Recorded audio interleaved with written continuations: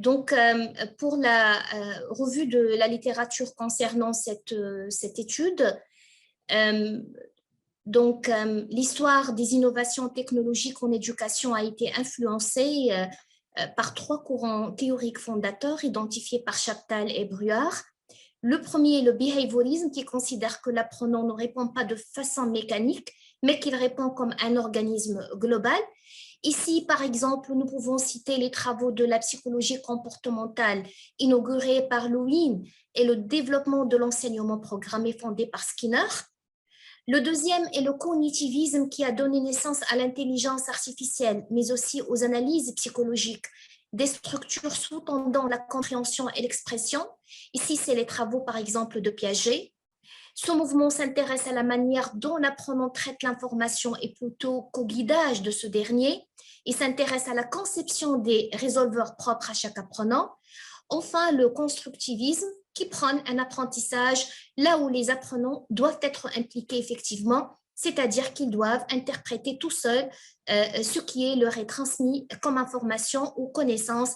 Parmi les protagonistes, on peut citer par exemple Freinet. Outre plusieurs recherches en enseignement médiatisé, ont mis l'accent sur l'importance de la motivation dans l'apprentissage. Par exemple, Manton a souligné que garder les étudiants motivés pendant toute la période d'apprentissage est un défi. Il est nécessaire de concevoir un environnement d'apprentissage en ligne motivant, car favoriser la motivation à apprendre est l'un des principes clés d'un enseignement efficace. Autre recherche on fournit aussi des cadres théoriques pour comprendre la motivation. Clark, par exemple, définit la motivation comme l'effort et la persévérance que l'apprenant exerce dans son apprentissage. Kinsey affirme quant à lui que la motivation continue et la motivation intrinsèque sont les plus importantes quant à la question de la motivation des apprenants ou des usagers en général à la plateforme ou à la plateforme de l'enseignement à distance ou à distance. Sonk, par exemple, définit trois types de motivation: la motivation à initier, la motivation à persister et la motivation à continuer, et qui sont importants dans l'enseignement en ligne. À partir de ces types de motivation, la motivation peut être définie comme le degré d'effort et de persévérance pour apprendre dans des environnements d'apprentissage en ligne autodirigés. Quant à la motivation intrinsèque, est définie comme la motivation à s'engager dans une activité. Certains chercheurs affirment que les activités qui procurent aux apprenants un sentiment de contrôle sur leur résultat scolaire peuvent renforcer leur motivation intrinsèque. D'après, par exemple, Malone, le défi et la curiosité sont des composantes majeures d'un enseignement motivant. De même, Odell, par exemple, les peurs ont identifié les éléments suivants, le défi, la curiosité et le contrôle comme les principales caractéristiques qui favorisent la motivation intrinsèque. La motivation continue, quant à elle, reflète la volonté d'un individu d'apprendre et constitue le type de motivation intrinsèque le plus directement pertinent pour l'éducation selon Maher. Donc, pour lui, il fait une distinction entre la persistance et la motivation continue. Il affirme que la persistance est déduite lorsqu'une personne continue à travailler sur une tâche, alors que la motivation continue fait référence au fait qu'une personne revient à une tâche malgré une interruption de celle-ci. La présence, il faut dire, de la motivation peut être observée à partir d'indicateurs comportementaux différents tels que le choix des tâches, l'effort, la persévérance et la réalisation, selon certains chercheurs. L'effort et la persévérance sont des indicateurs de motivation en ce sens. Pour les apprenants sont motivés, plus ils déploient d'efforts et de persévérance pour accomplir une tâche d'apprentissage selon Keller. Je passe pour le moment pour l'enquête. Comme je l'ai expliqué au début de cette intervention, c'est une enquête qui a été distribuée électroniquement parlant, donc c'est par voie électronique. Il s'agit de 76 étudiants. Vous voyez les pourcentages, 53%, presque 54% de sexe masculin et 46% féminin. C'est la partie signalétique, si vous voulez, du questionnaire. L'âge des répondants varie entre 18 et plus de 29 ans. Les étudiants sont dans des niveaux d'enseignement ou d'études variés, de la première année jusqu'au master. Ces étudiants se connectent majoritairement de 6 à 10 heures par jour, donc on a 59,2%, donc le pourcentage de la connexion Internet de 6 à 10 heures par jour. Et donc, la majorité, ils n'ont pas eu des cours à distance avant COVID-19 et 65,8% déclarent qu'ils n'ont pas eu de cours à distance avant mars 2020. La majorité, soit 39,2%, reçoivent plus de 12 cours depuis la pandémie jusqu'à maintenant. Ils ont reçu et reçoivent encore des cours à distance, plus de 12 cours jusqu'à présent. Donc, nous avons ce tableau qui résume, si vous voulez, la partie signalétique de ce questionnaire. Comme j'ai dit, l'âge, donc c'est des étudiants relativement jeunes, 77,3% des étudiants entre 18 et 23 ans, majoritairement une première expérience en EAD, et 44,1% se connectent plus de 10 heures à Internet, bien sûr en dehors des cours à distance. 59,2%, c'est la connexion donc, à Internet par jour, en dehors des cours à distance. 44,1%, donc, c'est des étudiants qui ont reçu plus de 10 cours depuis presque un an. Et donc, 32% des étudiants questionnés sont au niveau terminal. Je passe directement à la partie qui est en relation directe avec cette communication, à savoir la question de la motivation et la question de la démotivation des étudiants face aux cours à distance. Donc, ici, j'ai posé une question. Qu'est-ce qui vous motive pour les cours à distance? Et les choix des réponses donc, a été multiple pour les étudiants questionnés. Étudier en mode e-learning peut améliorer l'activité de recherche d'informations sur Internet. Ça, c'est 47,8% qui ont répondu que le e-learning pour eux peut améliorer l'activité de recherche d'informations sur Internet. 41,8% déclarent que le learning a participé, si vous voulez, à améliorer le rythme de leur travail, car la plateforme dédiée à l'EAD donc, a procuré à ses étudiants la facilité d'accomplir des tâches éducatives. 35,9% disent qu'étudier en mode e-learning peut améliorer leur performance dans les cours, car donc, ils sont pas obligés de se rendre sur le campus. Donc, la question là de la mobilité. 35,8% déclarent étudier donc, en mode e-learning offre de nombreuses ressources, car ils peuvent explorer donc, dans les cours en ligne. 28,4% pour eux étudier en mode e-learning s'adapte mieux à leur personnalité. 26,9% pour eux étudier en e-learning permet d'accéder à des présentations multimédia. Voilà, donc, et 25,4% pour eux étudier en mode e-learning peut améliorer leur performance dans les cours, car ils sont donc chez eux et ils ont les conditions de connexion Internet comme le Wi-Fi, etc.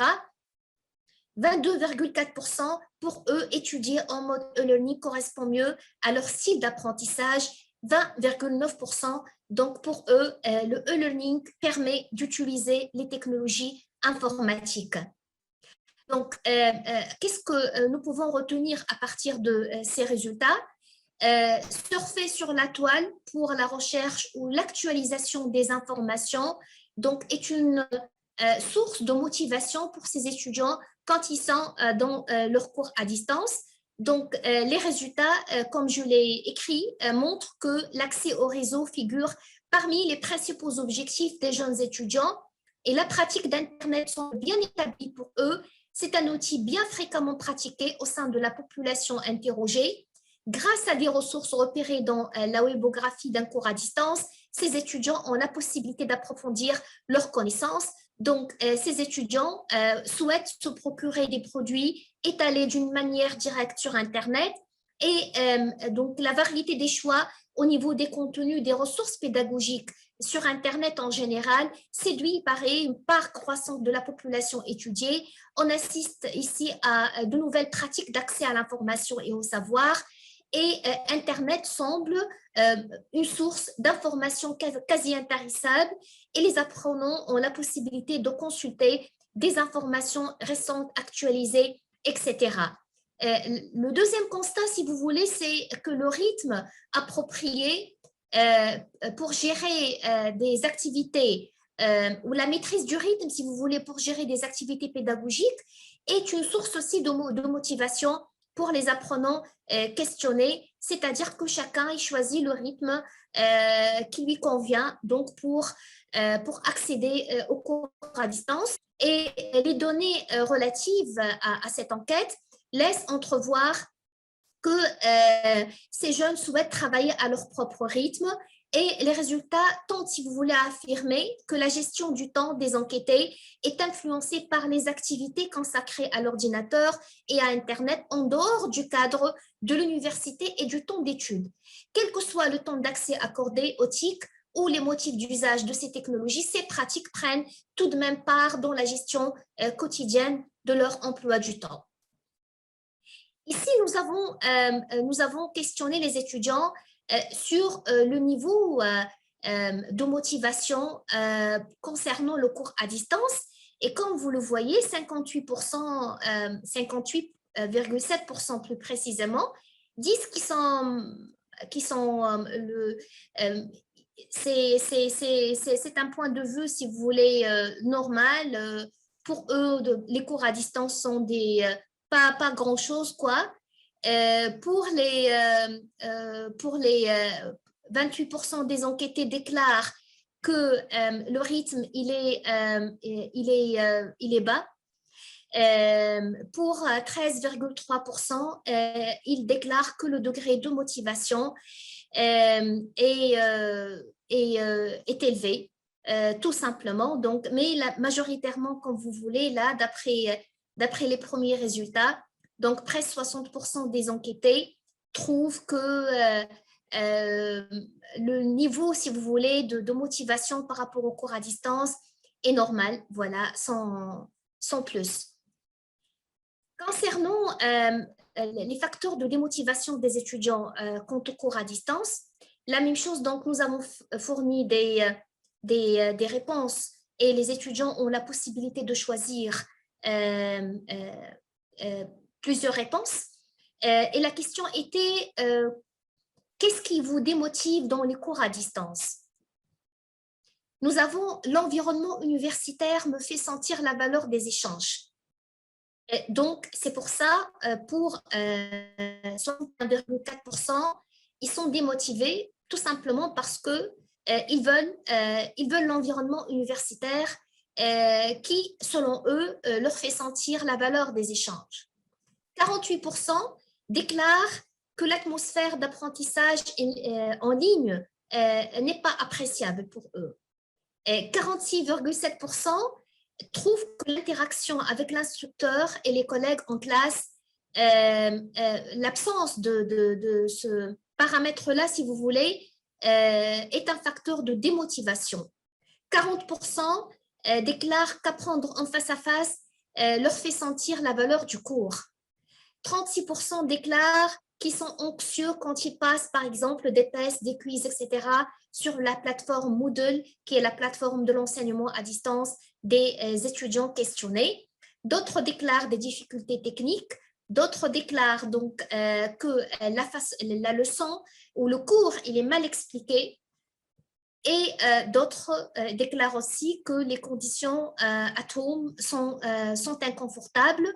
Donc, ces quatre réponses-là, chaque réponse, donc 36% des répondants déclarent donc qu'ils sont anxieux des tests et des examens en ligne, 36% déclarent des difficultés techniques, 36% déclarent qu'ils n'apprécient pas la leçon en ligne et 36% aussi déclarent que les conditions du foyer sont inconfortables. 33,3% déclarent qu'ils ne comprennent pas tout simplement le contenu des conférences et 29,3% aussi, ils reviennent à la question donc, de l'interaction de l'enseignant qui la voit donc très importante pour eux quant au cours à distance. Donc, qu'est-ce qui ressort? La question de l'absence de la dimension selon ces enquêtés. Cette forme de communication, qui est la dimension humaine ou la dimension ordinaire, représente pour ces étudiants omanais le lien entre l'énonciateur et le destinateur par lequel se fondent et se garantissent la cohérence et la continuité institutionnelle de la communication engagée. Donc, ce type de communication qui, si vous voulez, pour eux, il se trouve qu'il est important, il est crucial, il est majeur donc, dans l'acte d'enseignement. En effet, le respect des normes collectives et des habitudes relie les individus entre eux et constitue par ailleurs un indice ou plutôt une marque d'appartenance à un système social. Donc, cette interaction donc, pour ces étudiants omanais est une marque d'interaction sociale et d'une appartenance à un système social. La liste, par exemple, Paul Ras, par exemple, il défend les valeurs de la médiation. Il écrit que les valeurs sont longues. Il écrit à ce propos à la solitude et à l'isolement. Elle oppose la convivialité, la rencontre, l'échange. Elle défend les exigences du savoir et la maîtrise des connaissances et l'engloutissement dont nous menace l'inflation masse médiatique. Donc, ici, il recommande dans les cours à distance cet aspect qui est la médiation humaine. Donc, loin de négliger l'apport de l'enseignement médiatisé et ses implications dans le développement des connaissances, en particulier, ce nouveau mode d'enseignement présente tout de même quelques lacunes quant à ces mécanismes d'apprentissage. Parmi, par exemple, plusieurs chercheurs ont souligné et ont montré aussi que l'apprenant face à son micro, même s'il a tout Internet à portée de la souris, a de fortes chances de se promener uniquement là où il pense trouver l'information pertinente et faire jouer uniquement des processus d'assimilation et non pas d'accommodation. Donc, selon l'auteur, c'est à ce moment-là qu'intervient le rôle donc, du pédagogue. Ce dernier nous amène là où nous n'aurions tout simplement pas pensé aller parce que nous ignorons, si vous voulez, l'intérêt. Jacquinot aussi souligne que l'OAD ambitionne à sa façon de supprimer l'absence des apprenants et enseignants, mais cela implique la conservation d'une présence plus symbolique, celle du tiers, sans le phénomène du transfert, sans médiation humaine introduisant le social. Il est facile de dériver dans un tête-à-tête avec sa propre activité cognitive. Tout de suite, donc, pour les facteurs, donc, afin de continuer dans ce type d'enseignement à distance, les étudiants suggèrent l'interaction. C'est la troisième question si vous voulez, c'est pas la troisième question, mais la troisième partie de ce questionnaire, que les étudiants suggèrent l'interaction humaine, suggèrent aussi un soutien aux apprenants dans les environnements d'apprentissage en ligne, suggère aussi que la question qu'il y a des difficultés à apprendre sans la présence d'un enseignant. L'imitation de l'étude, c'est normal. Donc, j'ai dit que c'est une étude qui est en cours donc d'élaboration et de traitement de données afin d'obtenir des informations plus précises. Donc, cette étude aussi, elle va conjuguer des entretiens semi-directifs avec les étudiants, des entretiens aussi directifs, plutôt avec aussi les enseignants. Donc, afin d'explorer encore plus ce type d'apprentissage en ligne, aussi donc afin de voir l'évaluation des perceptions des instructeurs sur le niveau de motivation de leurs étudiants et les perceptions aussi des étudiants dans l'évaluation de la qualité de l'apprentissage en ligne. Donc, ces ajouts, si vous voulez, seront grandement soulignés et devraient être menés donc, pour l'amélioration de cette étude. Merci beaucoup pour votre intérêt donc, et pour votre écoute.